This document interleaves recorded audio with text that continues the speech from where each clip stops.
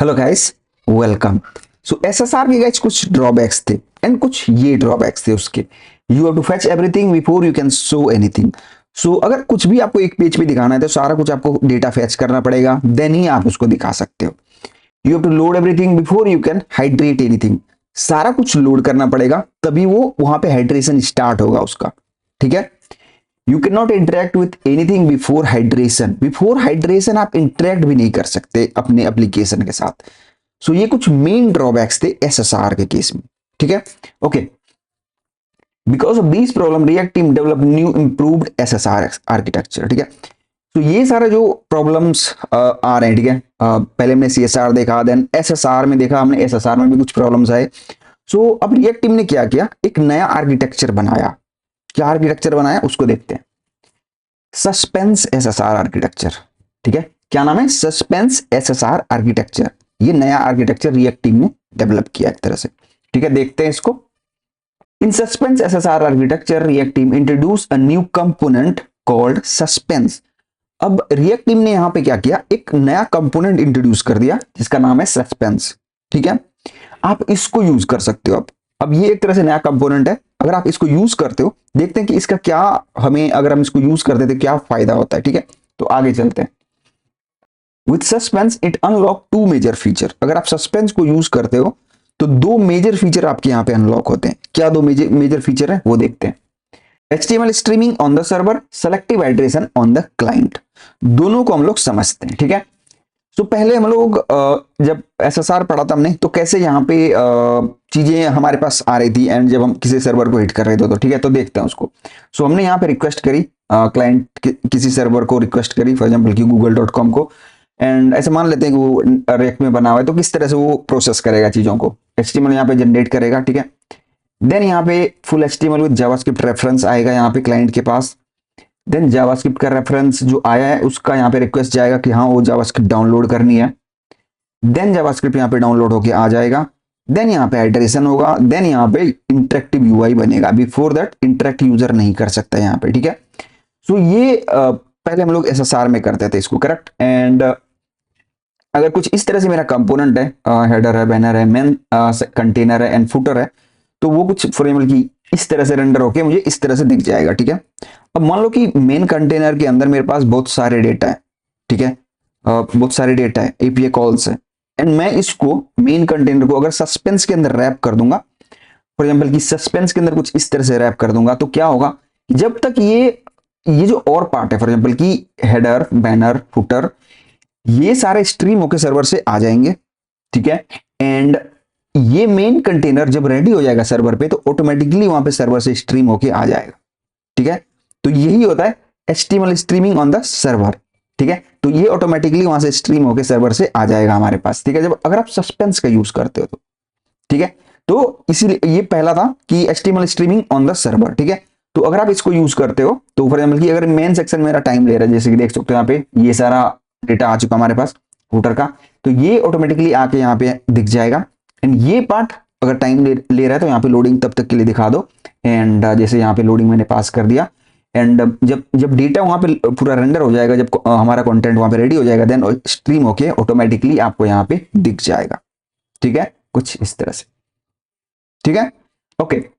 अब HTML streaming on the server को थोड़ा समझ लेते हैं। ठीक है। With this approach, you don't have to fetch everything before you can show anything. So जैसे कि मैंने आपको दिखाया कि इस केस में जब आप सस्पेंस का यूज करते हो तो सारा डेटा कुछ फेच करने की जरूरत नहीं पड़ेगी, कि सारा जब तक फेच नहीं हो जाता तब तक हम कुछ यहाँ पे दिखा ही नहीं सकते। ऐसा तो है नहीं। अब आप सस्पेंस का यूज कर सकते हो वहां पे। एंड सस्पेंस क्या करता है कि वो जो पार्ट है जिसको आपने रैप किया है, रिएक्ट को बोलेगा कि हाँ ये जो पार्ट है इसको छोड़ दो, एंड और जो पार्ट है तुम उसको वहां पे रेंडर कर दो, स्ट्रीम कर दो जो क्लाइंट है उसको, एंड वो पार्ट वहां पे दिख जाएगा। एंड अगर वो पार्ट कोई पार्ट टाइम ले रहा है तो वहां पे लोडिंग या स्केलेटन जो भी आपको दिखाना है वो दिखा सकते हो। ठीक है। Okay. Any of section taking time to load, other section will load immediately. जैसे कि मैंने आपको बताया कि अगर कोई एक सेक्शन टाइम ले रहा है लोड होने में तो अदर सेक्शन पे यहाँ पे ऑटोमेटिकली लोड जल्दी से हो जाएगा। ठीक है। Okay. It can be seamlessly integrated into the stream later when it's ready. So, for example की मेन कंटेनर जो मेरा था वो टाइम ले रहा था लोड होने में, करेक्ट। सो जब सर्वर पे रेडी हो जाएगा तो ऑटोमेटिकली वो स्ट्रीम होके आ जाएगा, एंड ऑटोमेटिकली जहां पे उसको प्लेस होना है वहीं पे प्लेस होगा वो। एंड वो आपको कंटेंट दिख जाएगा देन, ठीक है।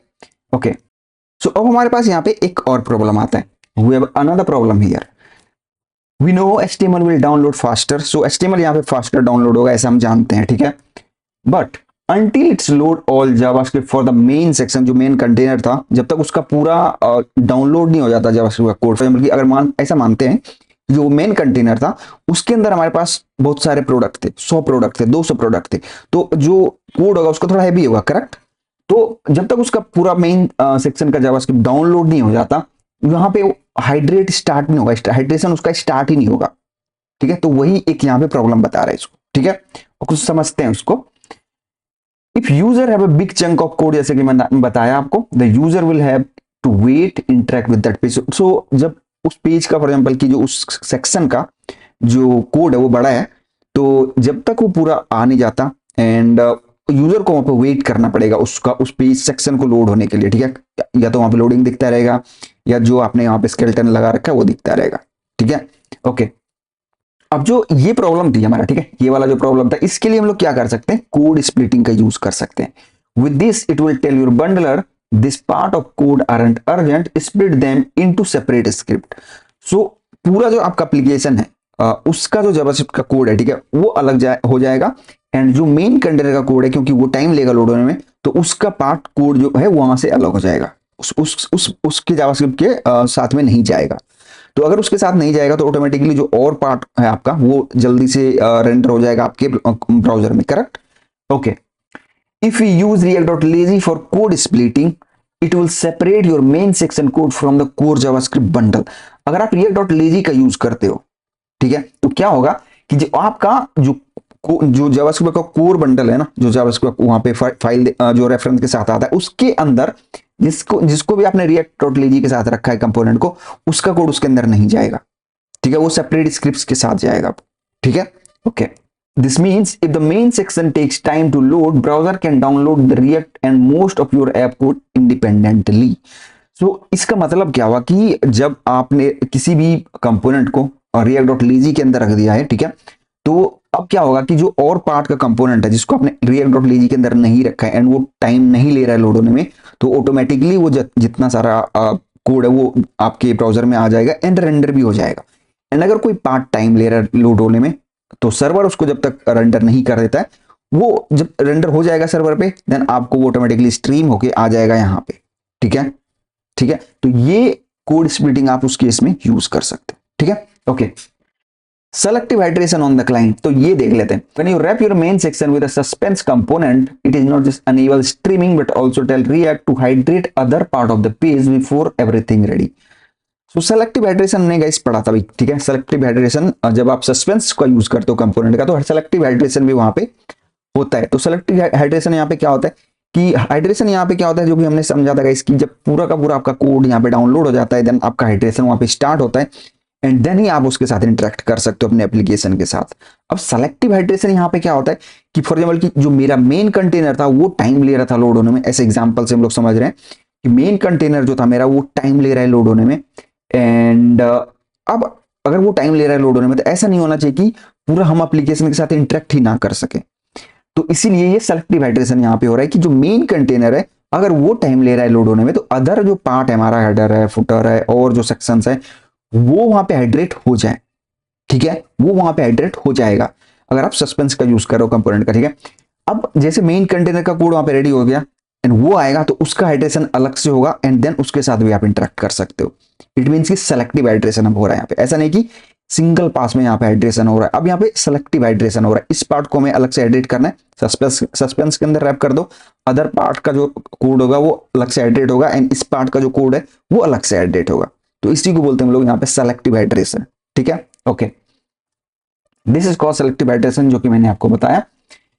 अब फॉर एग्जांपल की जो मेरा मेन सेक्शन था, देखो ये मैंने इसको react.lazy को मैंने react से यहाँ पे फंक्शन है, इसको मैंने यहाँ से इंपोर्ट कर लिया, इसको मैंने मेन सेक्शन को react.lazy के अंदर यहाँ पे डाल दिया, ठीक है, देखो इस तरह से इंपोर्ट करके, एंड मेन सेक्शन को मैंने सस्पेंस के अंदर डाल दिया। तो अब क्या होगा, जो कि मैंने आपको बोला कि अभी देखो ये मेन सेक्शन टाइम ले रहा है लोड होने में, तो इस पार्ट का जो कोड होगा वो ऑटोमेटिकली हाइड्रेट हो जाएगा एंड आप इंटरेक्ट भी कर सकते हो इस पेज के साथ। अगर आप सस्पेंस का यूज नहीं करते तो जब तक इस सेक्शन का कोड नहीं आता आप इसको या पूरे एप्लीकेशन के साथ इंटरेक्ट नहीं कर सकते थे। ये डिफरेंस है, ठीक है। अब जब जैसे इसका पूरा कोड आ जाएगा एंड देन उसका वहां पे हाइड्रेशन हो जाएगा, देन आप इसके साथ भी यहाँ पे इंटरेक्ट कर सकते हो, ठीक है। Okay, selective hydration on the client, ठीक है। selective hydration also solve the third problem that necessary to hydrate everything to interact with anything। सो पहले यहाँ पे क्या होता था कि सारा कुछ यहाँ पे हाइड्रेट होता था, देन हम लोग यहाँ पे इंटरेक्ट कर सकते थे। लेकिन अब सेलेक्टिव हाइड्रेशन ये प्रॉब्लम हमारे सॉल्व कर देता है कि आपको यहाँ पे पूरा का पूरा पेज हाइड्रेट करने की जरूरत नहीं कि आप एप्लीकेशन के साथ इंटरेक्ट कर सकते हो।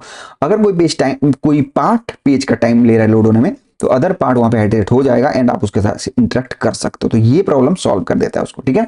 Okay, React will start hydrating as soon as it can, which means user can interact with other part of the page if some part of page taking time to load। जैसे कि मैंने आपको बताया, अगर कोई पार्ट पेज का time ले रहा है लोड होने में, तो अदर पार्ट के साथ आप इंटरेक्ट कर सकते हो क्योंकि वो ऑटोमेटिकली हाइड्रेट हो जाएगा एंड उसके साथ आप इंटरेक्ट कर सकते हो, ठीक है। React also prioritize hydration based on a user interaction। So React यहाँ पे prioritize कर सकता है hydration को based on the user interaction कि user for example की अभी देखते हैं यहाँ पे, ठीक है। अभी मेरे पास यहाँ पे header, banner, blog, social feed and footer है, ठीक है। अब ये दोनों जो सेक्शन है ये डायनामिक है एंड ये टाइम ले रहा है लोड होने में, ऐसा मानते हैं, ठीक है।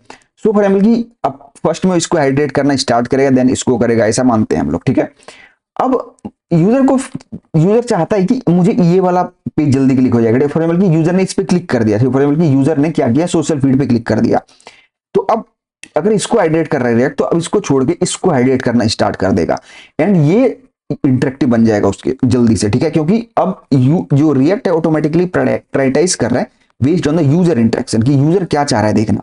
तो यूजर ने चाहा कि ये देखना, इस पे क्लिक किया था, तो ये ऑटोमेटिकली हाइड्रेट होकर जल्दी आएगा एंड देन इसको हाइड्रेट करेगा वो, ठीक है, ये वाला। तो ये होता है यहाँ पे कि रिएक्ट यहाँ पे ऑटोमेटिकली प्रायोरिटाइज करता है हाइड्रेशन को, ठीक है। ओके, अब जो ड्रॉबैक थे एसएसआर के, वो सस्पेंस सॉल्व करता है सारा कुछ, ठीक है। Data fetching must be completed before the server can being render HTML. So ये कह रहा है कि डेटा फेचिंग अब यहाँ पे जरूरी नहीं कि सारा का सारा डेटा फेचिंग यहाँ पे होना चाहिए। अब हम लोग सेलेक्टिव भी सारा चीजें कर सकते हैं, correct. Required JavaScript for the components need to be fully downloaded on the client side before the hydration process can start। ऐसा भी नहीं है कि हम लोग जितने भी JavaScript है उसको पूरा का पूरा डाउनलोड होगा देन ही वो हाइड्रेशन स्टार्ट करेगा। अब हम लोग सेलेक्टिव हाइड्रेशन भी कर सकते हैं, correct. All component have to hydrate before became interactive. ऐसा भी नहीं है कि सारे कंपोनेंट को यहाँ पे हाइड्रेट करना पड़ेगा तभी हम लोग उस एप्लीकेशन के साथ इंटरेक्ट कर सकते हैं। हम लोग सेलेक्टिव हाइड्रेशन भी कर सकते हैं। किसी पार्ट को, कोई पार्ट अगर हमें टाइम ले रहा है लोड होने में, तो हम लोग यहाँ पे कोड स्प्लिटिंग का यूज कर सकते हैं, करेक्ट, जो react.lazy का यूज करके, सस्पेंस कंपोनेंट का यूज करके। तो ये तीनों जो एसएसआर के ड्रॉबैक्स थे वो कौन सॉल्व करता है, सस्पेंस कंपोनेंट, ठीक है। अब सस्पेंस के भी कुछ यहाँ पे ड्रॉबैक्स हैं। क्या ड्रॉबैक्स हैं उसको देखते हैं। Even though we are streaming JavaScript code to the browser bit by bit, eventually user still end up downloading the entire code for a web page। So अगर हम लोग यहाँ पे ऐसा यहाँ पे है कि जब हम लोग कोड स्प्लिटिंग यूज कर रहे हैं, तो अगर कोई पैट टाइम ले रहा है लोड होने में, तो उसका कोड बाद में आएगा, अदर पार्ट का जो कोड है वो पहले आ जाएगा, करेक्ट, ऐसा हम लोग जानते हैं। लेकिन यूजर को तो पूरा डाउनलोड करना पड़ेगा अभी भी, करेक्ट, ये तो है। ओके, आगे देखते हैं। When we add more feature or module to our app, the code will more picker, ठीक है। सो अगर आप यहाँ पे ज्यादा फीचर्स ऐड करते हो, ज्यादा मॉड्यूल्स ऐड करते हो अपनी एप्लीकेशन में, तो जो आपका कोड है वो और बढ़ जाएगा वहां पे, ठीक है। जो कोड का साइज है वो और बढ़ जाएगा वहां पे, तो वो एक प्रॉब्लम होगा वहां पे, ठीक है। Do we need to download so much data? इतने सारे डेटा डाउनलोड करने की जरूरत है मैं यहाँ पे, ये क्वेश्चन है, ठीक है। ओके, दूसरा देखते हैं। If you see every React component hydrate on the client side, whether it need to interactivity or not। So अभी अगर आप देख रहे हो फॉर एग्जाम्पल कि अगर मेरे पास एक जैसे मेरा हेडर था, फुटर था और बैनर था, अब यहाँ पे सारा कुछ हाइड्रेट हो रहा है एंड कहाँ हाइड्रेट हो रहा है, क्लाइंट पे हाइड्रेट हो रहा है। एंड जो वहां पे फॉर एग्जाम्पल की बैनर था उस पे इंटरेक्टिविटी की जरूरत नहीं थी, इंटरेक्टिविटी उसमें था नहीं कि यूजर उस पर कुछ इंटरेक्ट कर सके, सिंपल इमेज था ऐसा मान लेते हैं। तो उसको भी हाइड्रेट होना पड़ेगा वहां पे, वो इंटरेक्टिव हो या इंटरेक्टिव ना हो, उसको भी हाइड्रेट यहाँ पे होना पड़ेगा, हाइड्रेशन के प्रोसेस को जाना पड़ेगा। तो ये एक तरह से आप कह सकते हो प्रॉब्लम है, ठीक है। आगे देखते हैं। This means we are using many resources and slowing down load time to interactivity by hydrating that all might just be a static component. अगर यहाँ पे static component भी है, नॉर्मल कंटेंट वाला कंपोनेंट है, वो उसमें वहां पे इंटरेक्टिविटी की जरूरत नहीं है, उसको भी हाइड्रेशन के प्रोसेस से यहाँ पे जाना पड़ेगा. ठीक है. Okay, now we have another question. क्या क्वेश्चन है देखते हैं. Should all component be hydrated even those that don't need interactivity? यहाँ पे अगर कोई कंपोनेंट है उसको इंटरेक्टिविटी की जरूरत नहीं है तो उसको यहाँ पे हाइड्रेट होने की क्या जरूरत है? जरूरत नहीं है, करेक्ट. तो ये यहाँ पे कह रहे हैं कि सारे कंपोनेंट की यहाँ पे हाइड्रेट होने की जरूरत है इवन आउट की जो इंटरेक्टिविटी वहां पे इंटरेक्टिव नहीं है यूजर के साथ. तो ये क्वेश्चन है. ठीक है. अब तीसरा देखते हैं. If you think your server is better to handle heavy process, but we are still making user device to do bulk of JavaScript work. So अगर आप सोच रहे हो कि आपका जो सर्वर है वहां पे सब कुछ हैंडल कर लेगा, लेकिन यूजर का जो डिवाइस है यहाँ पे उतना कुछ डाउनलोड अगर होगा तो वो हैंडल नहीं कर सकता, करेक्ट. उसका डिवाइस वहां पे लैग करने लगेगा उस केस में. ठीक है.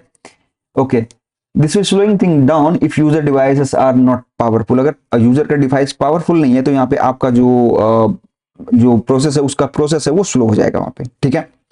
Okay, now we have another question, important question. ठीक है. क्या है. Student we using our server more. अब यहाँ पे हमें अपने सर्वर को और ज्यादा यूज नहीं करना चाहिए. अगर यहाँ पे हम अपने सर्वर को और ज्यादा यूज करते हैं तो ऑब्वियसली जो यूजर के जो क्लाइंट का जो डिवाइस होगा उस पर कम प्रोसेसिंग होगा. ठीक है. सो इसके क्या सोल्यूशन है गाइस, उसको हम लोग नेक्स्ट वीडियो में देखने वाले हैं. मिलते हैं गाइस नए वीडियो में. Thanks for watching.